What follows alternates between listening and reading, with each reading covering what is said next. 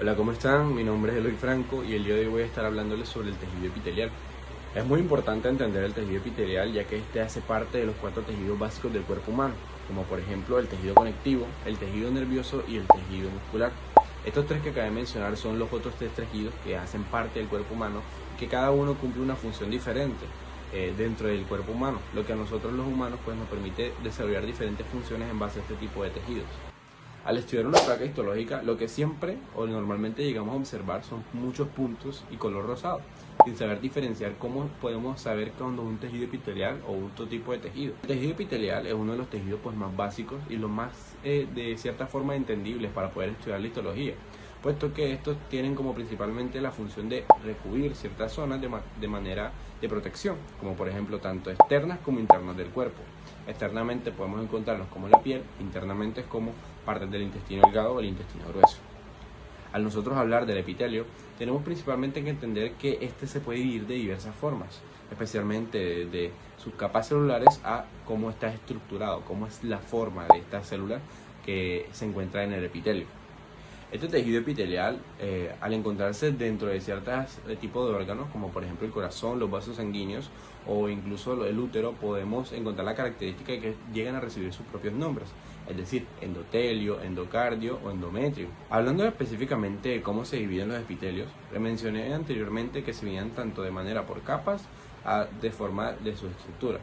Dentro de las capas principalmente podemos encontrar 3 tipos de capas bases que se pueden dadas en un epitelio.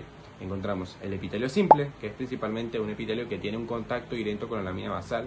Esta lámina basal es básicamente como el piso que podemos denominar donde el epitelio puede reposar y que debajo de este se encuentra el tejido conectivo. También podemos encontrarlo de manera estratificado. Al decir que está estratificado, podemos recurrir a que existen 2 o muchas más capas que pues, se pueden observar en la placa histológica.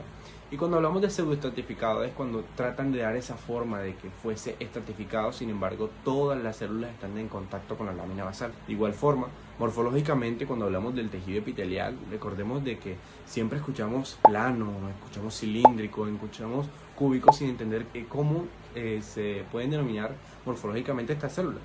Sin embargo, básicamente podemos encontrar los 3 tipos de células en este tejido epitelial, tanto escamoso o plano, cúbico por tener su forma cuboide y cilíndrica por tener una forma alargada. También para hablar del epitelio hay que entender que por ejemplo este cuenta con diferentes lados o que también de alguna forma son conocidos como dominios. Estos dominios podemos denominarlos como dominio apical, dominio lateral y dominio basal. El dominio apical principalmente es el dominio, es decir, el que está más arriba de la capa, de la última capa o la zona superior de la última capa celular. El dominio lateral vendría siendo los laterales de esta célula y la zona basal pues específicamente la zona que tiene contacto con la zona basal. Esto tiene un grado de importancia especialmente porque este tipo de zonas, estos tipos de dominios cuentan con cada una con una característica. La zona apical, que es especialmente la zona superior de la célula, pues cuenta con la característica de tener microvellosidades, cilios o esterocilios. Microvellosidades, las cuales cuentan con la característica especialmente de tener una buena o ayudar a la absorción de las células. Los esterocilios, los cuales básicamente tienen la característica de aumentar la zona celular, que es encontrándose estos esterocilios en zonas como por ejemplo el epidídimo y la cóclea. De igual manera, también encontramos los cilios, que cuentan con la característica de barrer especialmente, y es básicamente de expulsar superiormente cualquier sustancia o cualquier cosa que se encuentre encima de ellos. Los cilios nos ayudan principalmente a nosotros a expulsar ciertas sustancias que se encuentran dentro de nuestro sistema o que simplemente sirven como un barrido o un movimiento de expulsión fuera de la célula, como por ejemplo como hemos encontrado en nuestro sistema respiratorio, que a nosotros, o bueno, el tener contacto con estos cilios puede inducir a lo que es el estornudo. En el dominio lateral podemos encontrar algunas estructuras que nos van a ayudar a entender cómo funciona este espacio o este poco espacio de matriz extracelular en este tejido epitelial. Por ejemplo, encontramos uniones adherentes, que es principalmente un tipo de uniones que nos ayuda a cerrar este espacio que se encuentra dentro de estas células. Es decir, este espacio va a ser tan estrecho que no va a tener la capacidad de que pueda o exista algo que pueda fluir dentro de este, va a ser muy unido. También encontramos el espacio adherente, que cuenta con la característica de que los citoesqueletos dentro de las células, o bueno, esto que esta parte de la célula que funciona como el esqueleto, el citoesqueleto de esta, se va a unir junto al citoesqueleto de otra. De igual manera también encontramos un tipo de uniones como por ejemplo las uniones de canales, y esta cuenta con la característica de traspasar sustancias o moléculas de cierta célula a otra, también conocidas como uniones GAP. En el dominio basal o en la zona inferior de la célula podemos encontrar hemidesmosomas o filamentos de actina que cuentan con la característica de unir este tejido epitelial hacia la zona de la matriz extracelular que se encuentra en el tejido conectivo. Estos hemidesmosomas básicamente son desmosomas, pero son, podría decirse, parte de este o la mitad de este, y la unión, la característica de este que tiene es generar una unión con la lámina basal que se encuentra sobre el tejido conectivo. Al hablar sobre el tejido epitelial no podemos saltarnos el tema de las glándulas. Las glándulas hacen parte importante del tejido epitelial, y es que estas cuentan con la principal función de generar una secreción.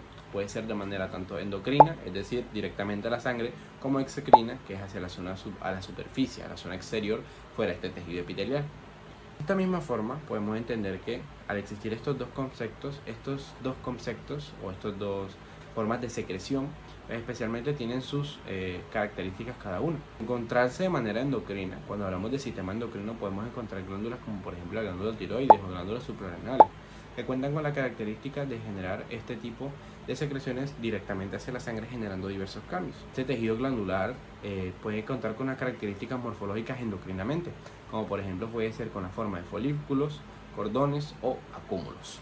Al hablar del sistema endocrino podemos principalmente hablar de esas secreciones que se hacen hacia el exterior. Dentro de estas encontramos tipos de glándulas como mucosas, serosas o incluso mixtas.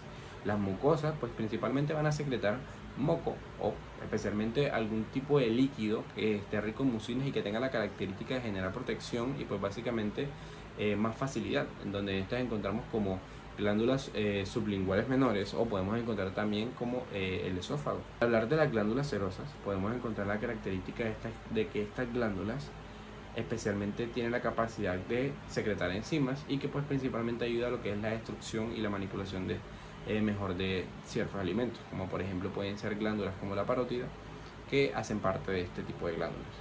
De igual manera también podemos encontrar el tipo de glándulas conocidas como mixtas, que tienen la capacidad de secretar tanto mucosa como serosa. Igual, esta forma de secreción exocrina cuenta con la característica de que puede haber una muerte o la pérdida de una célula de este tejido glandular, o principalmente puede hacerse por exocitosis. De este modo se conocen las tres formas de secreción exocrina, como por ejemplo pueden ser la apocrina, la merocrina y la orocrina. La forma orocrina es básicamente la pérdida total de una célula de este tejido glandular, que hace característicamente lo que hace es perder tejido que posteriormente se va a recomponer. De la forma merocrina es que se hace por mediante exocitosis la salida de proteínas, que este es el producto del cual se va a secretar.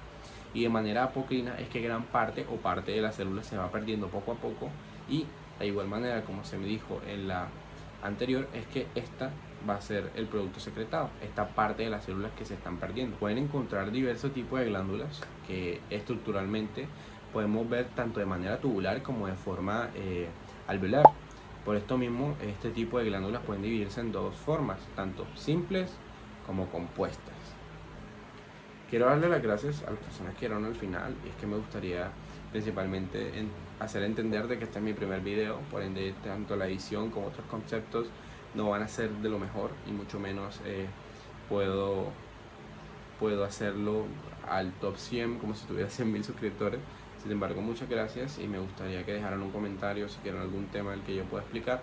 Especialmente soy estudiante de tercer año de medicina, por ende puedo explicar ciertos temas que a las personas que se le dan complejidad. Trataré de hacer muchos cambios, especialmente de este canal. No serán siempre en video, sino también pueden ser por diapositivas, otro tipo de concepto como ustedes prefieran. Gracias.